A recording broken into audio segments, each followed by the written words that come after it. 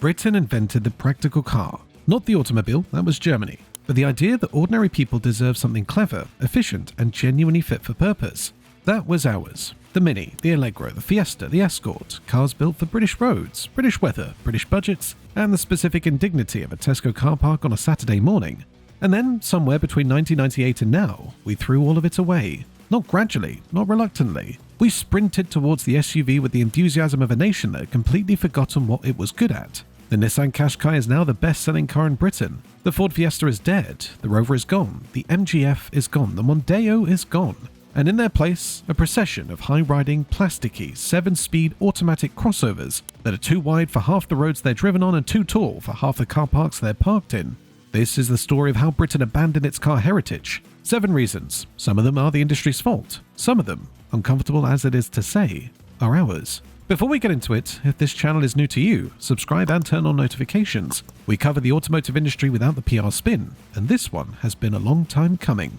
Point 1. Britain invented the practical small car, and then methodically destroyed everything that made it special. In 1959, Alec Isogonis drew a line under everything that came before. The Mini was 10 feet long, it carried 4 adults, it had a boot, it cornered like it was angry at the road. It cost less than a small terraced house deposit and ran on the smell of an oily rag. It was, by any objective measure, a work of engineering genius, and it was British. The original Mini sold for 25 years virtually unchanged because it didn't need to change. It was right the first time. British Leyland eventually killed it through neglect and badge proliferation, but the idea survived. The Metro picked it up, the Rover 100 carried it forward. Small, light, cheap to run, easy to park, perfectly proportioned for the country it was built in. Then BMW bought the brand, and the Mini became a Mini. Same name, completely different philosophy. The 2001 Mini Cooper weighed 1,140 kilograms. The 2024 Mini Cooper weighs 1,435 kilograms. It's grown 300 kilos in 2 decades. That's the weight of 4 adult passengers added to an empty car. The new electric Mini Countryman, the SUV version, because of course there's an SUV version, is 4.4 meters long and weighs 1,790 kilograms. The car named after the concept of smallness now weighs more than a petrol Volvo XC40. We are no longer talking about the same idea dressed in retro clothing. We are talking about a different car wearing a costume. And nobody in Britain seemed to notice, or mind. We bought them anyway, because the badge said Mini, and the badge was enough. That's the first thing we lost, the willingness to demand that a car actually be what it claims to be. Small cars got bigger, practical cars got complicated, and we kept buying them, right up to the point where there was nothing genuinely small left to buy. Point 2. Nissan sold Britain a lie in 2006, and Britain said thank you. The Nissan Qashqai was not, by any engineering standard, a significant achievement. It was a Nissan Almera, a perfectly competent but entirely unremarkable family hatchback, raised 40mm, given plastic wheel arch cladding, and priced at a premium. The suspension was softer, the center of gravity was higher, it used more fuel, it was worse to drive in almost every measurable way than the car it was based on, and Britain made it the best-selling car in the country. In 2022, the Fiesta's final full year on sale, the Qashqai sold 42,700 units in the UK against the Fiesta's 25,000. The worst car, by almost every rational metric, outsold the better one by 1.7 to 1. By 2023, with the Fiesta discontinued, the Qashqai was the second best-selling car in the country with 43,000 units. The competition it had seen wasn't beaten on merit, it was beaten on marketing and margin. What Nissan understood, and what the entire European car industry subsequently copied, is that British buyers in the 2000s had developed a powerful new purchasing criterion, the feeling of commanding the road. Not the reality, the feeling. A slightly elevated seating position, a slightly taller silhouette, a slightly more imposing presence in the Sainsbury's car park. That was worth, to a significant portion of the British buying public, several £1,000s extra and a meaningful reduction in driving enjoyment. Every manufacturer watched the Qashqai numbers, every manufacturer drew the same conclusion. Within 5 years, every mainstream brand in Britain had a crossover in its lineup. Within 10, the crossover had replaced the hatchback as the default family car. The Qashqai didn't cause this shift on its own, but it proved it was possible, and the industry never looked back. Point 3. Ford built British car culture for 40 years, and then dismantled it in a single product cycle. The Cortina, the Escort, the Sierra, the Mondeo, the Fiesta. These weren't just cars. They were the texture of British life for 4 decades. The Escort was what your dad drove to work. The Sierra was the company rep's car. The driving test car, the first car you bought for £800 from a classified ad. The Mondeo was so thoroughly, inescapably Middle England that politicians used it as shorthand for an entire demographic. The Fiesta held the UK sales record for 14 of the last 20 years before Ford killed it. Ford stopped selling the Fiesta in July 2023. They stopped selling the Focus shortly after that. The Mondeo had already gone. In place of all three, the Puma, the Cougar, the Explorer, the Mustang Mach-E. Crossovers and SUVs, every single one. Ford's justification was profit. Hatchbacks and saloons generate thin margins. SUVs generate fat ones. A Cougar costs roughly the same to manufacture as a Focus but sells for £8,000 more. That's not a car company making a product decision. That's a finance department making a margin decision and then allowing the product team to execute it. The Fiesta's cancellation was the clearest signal yet that the era of the European market small car built for European market conditions was over. Ford had run the numbers. British buyers, given a choice between a car that suited them and a car that made them feel something, would choose feeling. Every time.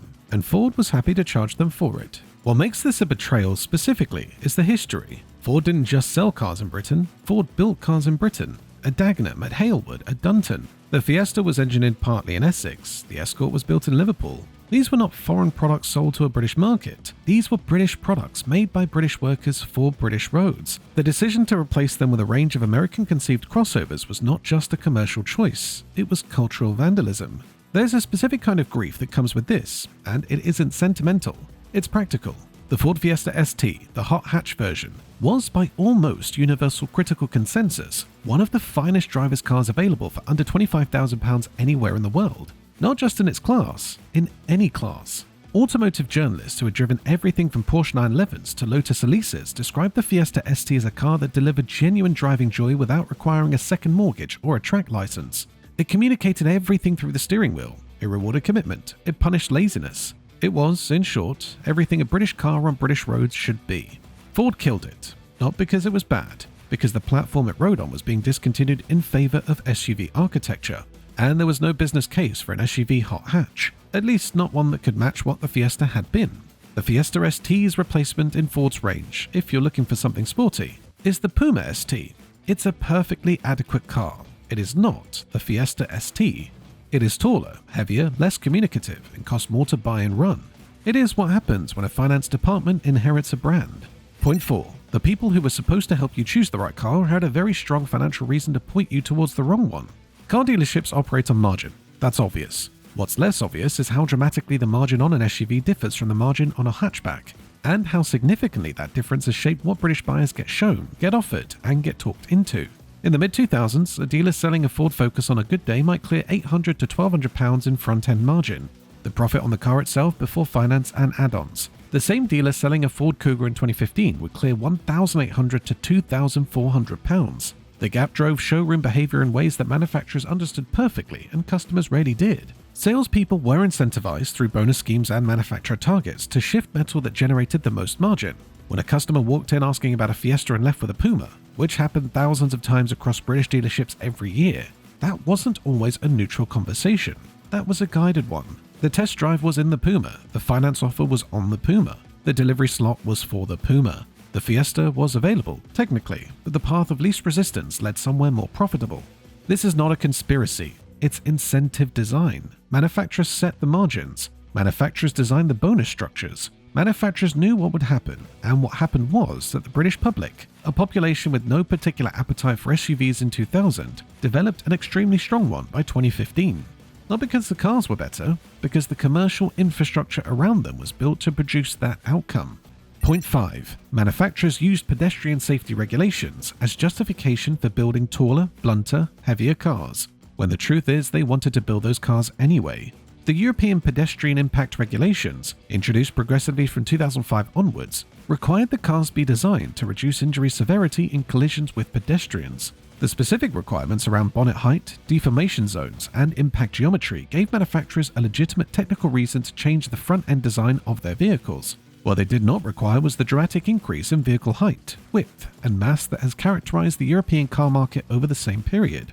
That part was a choice. A profitable choice, but a choice. The average new car sold in Britain in 1990 weighed 900 kilograms. The average new car sold in Britain in 2024 weighs 1,600 kilograms. That's a 78% increase in 34 years. Pedestrian safety regulations did not cause that. The shift to SUV body styles, which carry a structural weight premium of 200 to 400 kilograms over equivalent hatchbacks, caused it. The reason this matters for British roads specifically is geometry. The UK road network is, outside of motorways, largely unchanged from its Victorian and Edwardian layout. The average British B road is 5.5 metres wide. Mainstream family SUVs run between 1.80 and 1.86 metres wide, and the larger premium models touch or exceed 2 metres before you've added the mirrors. Two large SUVs cannot pass each other on a standard British B road without one of them partially mounting the verge. This is not a theoretical problem. Ask anyone who regularly drives in rural England, Wales, or Scotland. Britain bought a vehicle format designed for American highways and Canadian suburbs and deployed it on roads built for horse-drawn carriages, and the manufacturer sold them on safety grounds while building cars that are, for a pedestrian struck by one, considerably more dangerous than the lighter, lower vehicles they replaced. A 1,600 kilogram SUV traveling at 30 miles per hour impacts significantly more energy to a pedestrian than a 900 kilogram hatchback at the same speed. The safety argument was always more complicated than the marketing suggested. Point 6. The British didn't buy SUVs because they needed them. They bought them because of what owning one said about them. And that story was written by the industry, not by the buyers. Britain has always had a complicated relationship with class signaling through cars. In the 1970s, the Rover SD1 was what the senior manager drove. In the 1980s, it was the BMW 3 Series. In the 1990s, the Jaguar XJ was aspirational shorthand for having made it, even if making it meant a 7-year-old XJ with 120,000 miles and a temperamental sunroof. Then Land Rover started selling the Discovery to people who had never been off-road and never intended to, and something shifted. The SUV, specifically the premium SUV, became the new aspirational object, not the performance saloon, not the executive estate, the high-riding, all-wheel drive panoramic roof crossover. By 2010, the Range Rover Sport had replaced the BMW 7 Series as the car that communicated a certain kind of success in certain postcodes. By 2015, that signaling had cascaded down the market. The Kia Sportage was doing for the middle market what the Range Rover had done for the premium one. British manufacturers and importers understood this perfectly. The marketing for virtually every mainstream SUV launched in Britain between 2010 and 2020 followed the same template: aspirational lifestyle imagery, active families, scenic driveways. The suggestion that the car said something about your values and your ambitions rather than simply getting you to the big Tesco and back. It was brilliantly constructed, and it worked. What was lost in this shift is something that older British car culture understood intuitively: that a car should be judged by what it does, not by what it implies. The Lotus Elan didn't imply anything, it delivered. The Caterham 7 didn't suggest performance, it provided it violently in second gear. The original Mini didn't signal thrift, it demonstrated the intelligence of its engineering every time you parked it in a space that would have defeated anything else on the road. That culture, the culture of functional honesty in car design, is what Britain actually exported to the world, and it's what we quietly abandoned in exchange for a higher seating position and a hands-free tailgate. Point 7, and this is the one that should be embarrassing, because the British public bought, in enormous numbers, a vehicle that is objectively wrong for the country it's being driven in. Consider the geometry of a typical British life. You live on a street built in 1935, designed for vehicles roughly the width of a pre-war Morris. You park in a supermarket car park where the bays were drawn up in 1987 for cars the size of an Escort. You drive to work through town centres where the urban planners of the 1960s were accommodating Minis and Allegros. You take the back roads at weekends, the ones the sat-nav offers as a shortcut, where the hedgerows are close enough to touch the driver's window. Into this environment, Britain has deployed the Nissan Qashqai, the Kia Sportage, the Hyundai Tucson, the Ford Kuga, and the Vauxhall Mocha in quantities that now make them the statistical norm rather than the exception. Cars that are, in most cases, between 1.8 and 1.86 meters wide for the mainstream family SUVs, and touching or exceeding 2 meters on the larger premium models. Cars with bonnets too long to judge at a T-section without edging out far enough to alarm an approaching cyclist. Cars with ride heights that improve visibility over hedges but reduce maneuverability in the very environments where British driving most demands it. Britain has a higher density of narrow roads per kilometre than almost any comparable European country. It has some of the smallest average car parking bays in Europe, 2.4 metres wide against an EU standard of 2.5, in spaces that haven't been resized since the 1990s, and it has one of the highest rates of SUV ownership in Europe. These facts are not compatible with each other. They produce a country where wing mirrors are routinely folded in residential streets, where supermarket car park pillar scrapes are so common that the insurance industry has a specific claims category for them, where rural passing places are increasingly inadequate for the vehicles attempting to use them. And yet the sales figures show no sign of correction, because once a signaling behavior is established, Once the SUV is what responsible families drive, what successful people drive, what everyone seems to be driving, the rational case against it becomes almost impossible to make. Britain didn't abandon its car heritage because the new cars were better.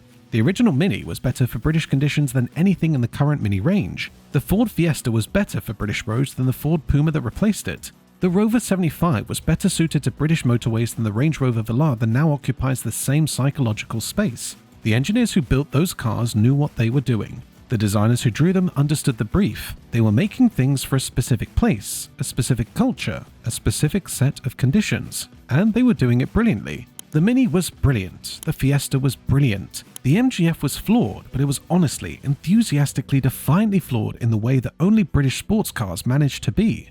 It tried to be something. It had a point of view. The Nissan Qashqai does not have a point of view. The Kia Sportage does not have a point of view. The Ford Puma, for all of its competence, does not have a point of view. They have marketing positioning. They have conquest targets. They have residual value forecasts and fleet rental appeal and segment share projections. They are products in the management consulting sense of the word, things optimized for financial outcomes rather than engineered for human ones.